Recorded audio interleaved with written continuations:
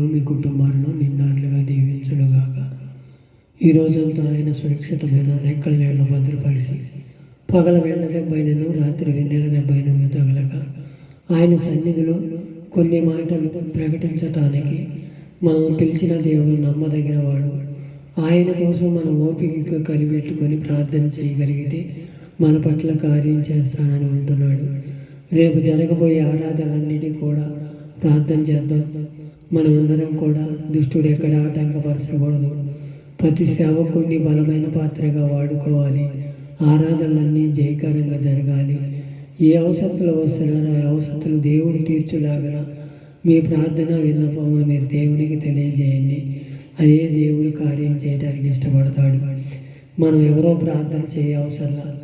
మనకు మనం కానీ దేవుని సన్నిధిలో దేవుని అడగగలిగితే అడుగు వాటికంటే ఊహించు వాటికంటే అత్యధికమైన మేలు దయచేస్తానని వాగ్దానం చేసిన దేవుడు ఎంతైనా నమ్మదగిన వాడు.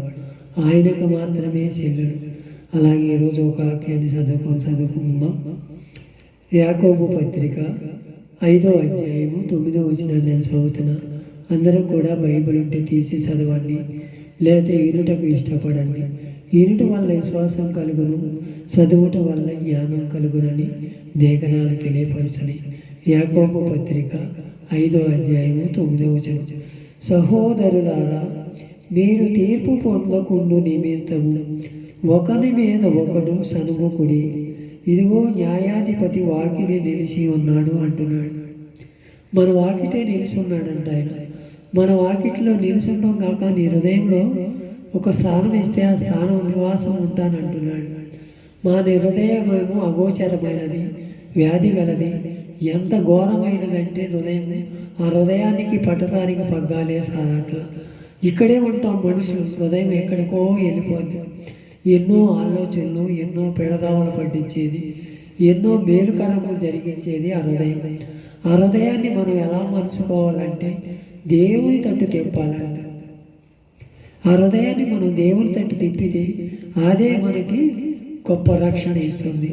మీరు తీర్పు పొంద నిమిత్తము ఒకరిని ఒకరు చదువుకొనుగడే ఉన్నాడు. దేవుడు వాకిటి నిలిచే ఉన్నాడు కనుక నువ్వు నేను తీర్పు తీర్చడం ఎందుకు? ఒకళ్ళ మీద ఒకళ్ళు సాడీలు చెప్పుకోవటం, ఒకళ్ళనొకళ్ళు తిట్టుకోవటం, ఒకరికొకరు అనుకోవడం మాట అనుకోవటం, ఇవన్నీ మనకు అవసరం. తిట్టిన వారిని తిట్టాలి, నన్ను ఒకటి తిడతాది నేను రెండు తిడతాననే ఆలోచనలు మనం ఉండకూడదు. ఎప్పుడూ కూడా దేవుని సన్నిధిలో కనిపెట్టుకొని ప్రార్థన చేసుకుంటూ ఉండాలి. తిడతా ఉంటారు, చాలామంది మనల్ని అసహించుకుంటారు, ఒకళ్ళు దూరపరుచుకుంటుంటారు. అయినా సరే మనం దేవుని సన్నిధిలో భయభక్తులు కలిగి జీవిస్తే దేవుడు మన పట్ల కార్యం చేస్తాడు. అలాగే 7వ వచనం కూడా 5:7 కూడా సహోదరులారా, ప్రభు రాకడకు వరకు ఓపికగా కలిగి ఉండు సూర్యుడి. వ్యవసాయకుడు తొలకరి వర్షం కడవరి వర్షం సమకూడి వరకు విలువైన భూఫలము నిమిత్తం ఓపికతో కాసుకొని దాని కొరకు కనిపెట్టును కదా. సహించిన వారికి ధన్యులను కొనుస్తున్నారు కదా. ఏబు యొక్క సహనం కూడా వింటిని. ఆయన ఎంతో జాలి కనికరం గలవాడు, మీరు తెలిసి కొని ఉన్నారంటున్నాడు. మనం ఏదన్నా ఒక ఇత్తనం వేయగానే అది పడ్డేస్తుందా? పడ్డదు కదా. మనం ప్రార్థన చేయగానే వెంటనే జవాబు రావాలని ఎందుకు కోరుకుంటాం? మన క్రియలు తెలియాలి కదా. మన విశ్వాసం దేవుల్లో ఉందో లేదో దేవునికి తెలియాలిగా. ఆ విశ్వాసం మనం కోల్పోతున్నామా? దేవుని సన్నిధిలో దాన్ని కొనసాగిస్తున్నాము. ఒక్కసారి మన తొలకరి వర్షం కురుస్తుందంట. ఆ తొలకరి వర్షం కురిసినప్పుడు ఆ దేవుడే కార్యం చేస్తాడు.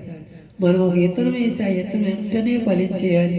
మనం ప్రార్థన చేయగానే వెంటనే జవాబు రావాలనే ఆలోచనలో ఉండిపోతున్నాం. మనం ఒకసారి మన హృదయాలు మనమే పరిశీలన చేసుకోవాలి. ఈ రాత్రికాల సమయం ఈ వర్షం సమకూడి వరకు భూఫలములంట. భూఫలములు మనకు పండించాలని మనం పండించుకోమంటున్నాడు. సేద్యం చేసుకొని మీ భూఫలములన్నీ కూడా దేవునితో అంటుకట్టబడమంటున్నాడు. మనం ఏం పండిస్తున్నామో, ఎలా ఉంటున్నామో ఒక్కసారి మన హృదయాలు మనమే తొలకరి వర్షం కురవాలి. భూమి పంట రావాలంటే 90 రోజులు పడుతుంది. ఈ రోజులు 90-100 రోజుల పైనే లేదే పంట చేతికి రావట్లేదు. మనం వెంటనే జవాబు ఎట్టొస్తుంది. మన క్రియలు దానిని ఆరుబోయాలి, పంట పండియాలి, ఎరువులు వేయాలి. దాని తగిన సమయంలో ప్రతిదీ కూడా జాగ్రత్తగా పసిపిల్లవాడినట్టు చూసినట్టు చూస్తేనే అది మన పంట వేస్తుంది. అలాగే మనం కూడా దేవుని సన్నిధిలో పసిపిల్లల వలె,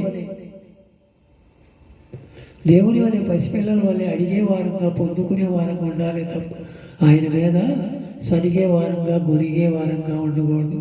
మనం అలాంటి స్థితిలో ఉంటున్నామేమో. ఒక్కసారి మీరు వేరే న్యాయాధిపతులు మీ వాకిటి తెలిసి ఉన్నాడు.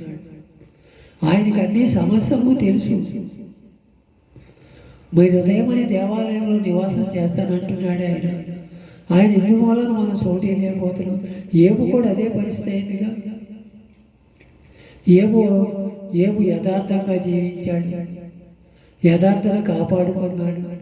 అయినా సరే దేవుడు ఆయనని శోధించాలనో, ఆయన మీద ఇది చేయాలనో కానీ దేవుడే ఒకసారి అవకాశం ఇచ్చాడు సాతానికి. నువ్వు వెళ్ళు, నన్నేమన్నా ఒక మాట అంటాడేమో సొంతం, యథార్థవంతుడు లేడని నేను అనుకుంటున్నాను, నువ్వు వెళ్ళి పరీక్షించమంటే వెళ్ళాడు సాతాను. కట్టుబట్టలు లేకుండా చేశాడు, పిల్లలను చంపేశాడు, గొర్రెలు చంపేశాడు, వ్యవసాయాన్ని పాడు చేశాడు, ఎన్నో చిత్రయములు చేశాడు. ఆఖరికి కట్టుకున్న భార్య కూడా నువ్వు దేవుని దూషించి మరణంగా అమ్మాను, కురుపులతో చిల్లపెంకులతో గీక్కుంటుంటే అప్పుడు అంటాడు, యెహోవా ఇచ్చెను, యెహోవా తీసుకుని పోయాను, యెహోవా నామానికి స్తుతి కలుగును గాక. మనం కలిమిలో బాగానే ఉన్నాం. ఇది దేవుని చిత్తం. ఇది మనం లేమిలో కూడా మన దేవుని స్తుతించాలిగా అనే ఆలోచనలో ఉన్నాడే తప్ప ఎక్కడా కూడా నోరు జారినట్టు కానీ, ఎక్కడా కూడా దేవుని దూషించినట్టు మాటలు కానీ ఆయన నోటేమట మన రాల. అదే మనం అయితేనో, ఏదైనా కూతంత బాగోపోతేనో, ఏదైనా మనకి కలిసి రాకపోతేనో ఎన్నో సడుగుతాం, బొరుగుతాం. నా దేవుడు నాకెందుకు చేస్తాడులే, అలాగే చేస్తాడు, వీళ్ళకి చేస్తాడు. నేను ఇప్పటి వరకు భక్తిపరుడిని, నేను నీతిమంతుడిని, నేను యథార్థవంతుడిని, నాకు చేయడం దేవుడు ఎదటోళ్ళకి చేస్తాడనే ఆలోచనలో మనం ఉండిపోతున్నాం. అలాంటి స్థితిలో ఉండకూడదని దేవుడు కోరుకుంటున్నాడు.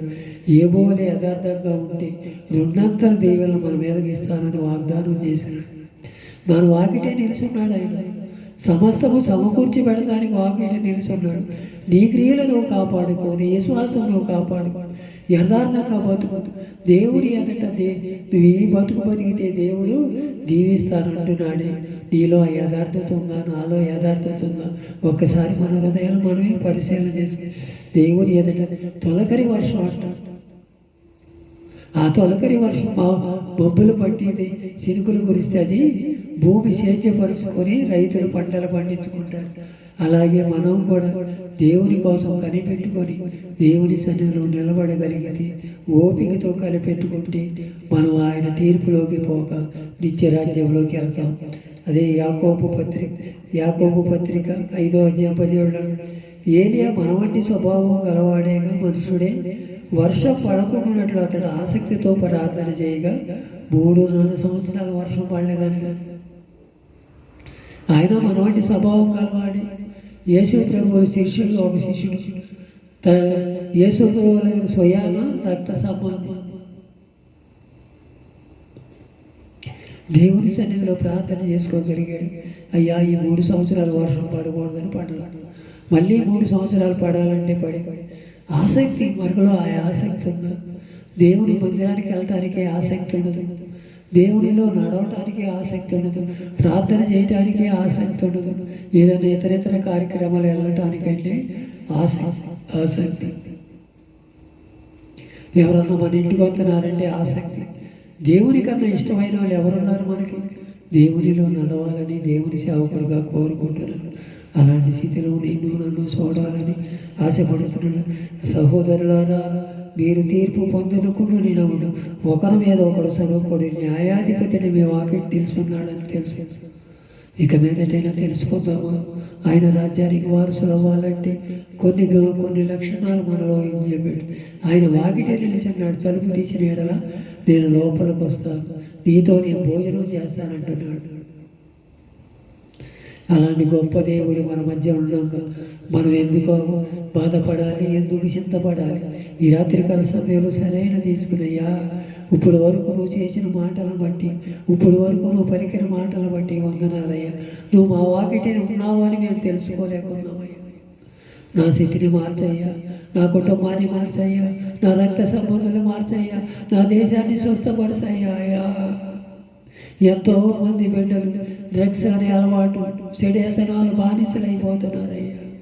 తాగుడనే వ్యసనం, వ్యభిచారం అనే వ్యసనం, కుటుంబాలు చిన్న భిన్నమైపోతున్నాయి అయ్యా. నీ వాకిటే నిలుచున్నాం, మేము చూడలేని స్థితిలో ఉన్నామయ్యా. మా మనోనేత్రాలు వెలిగించు నాయనా, మా మనోనేత్రాలు వెలిగించయ్యా. నీ వాకిటిలో ఉన్న వాడిని లోపలికి పిలిచి దీవించబడిన వారిలారా లోపలికి రండి పిలవలేని స్థితిలో ఉంటున్నామేమో నాయన. ఒక్కసారి మా మనోనేత్రాలు వెలిగించయ్యా, మా నోటిని కాల్చయ్యా, నీ చిత్తములో మమ్మల్ని నడిపించయ్యా. నువ్వు వాకిటి నిలుచున్నావు అని మేము తెలుసుకొని గ్రహింపు చేసుకునే శక్తిని మాకు దయచేసినందుకు వందనాలయ్యా. ఈ రాత్రికాల సమయంలో సరైన తీర్మానం చేసుకొని అయ్యా, ఏరియా కూడా మా వంటి స్వభావం గలవాడని. వర్షం 3 సంవత్సరాలు పడకూడదంటే పడవ, తర్వాత పడమంటే వర్షం ఇచ్చి పంటలు సేద్యంగా పండించి రైతులు సుభిక్షంగా ఉన్నారయ్యా. అయ్యా, మాకు ఆసక్తి కావాలయ్యా. ఆ ఆసక్తి మాలో నింపునైనా నీ చింతములో మేము కృపను మాకు దయచేయమని ఈ రాత్రికాల సమయంలో ఒక ప్రార్థన విన్నపం నీ సన్నిధికి చేర్చుకోమని యేసుక్రీస్తు నామమున ప్రార్థించి విన్నవించి వేడుకొనుచున్నాము తండ్రి. ఆమేన్.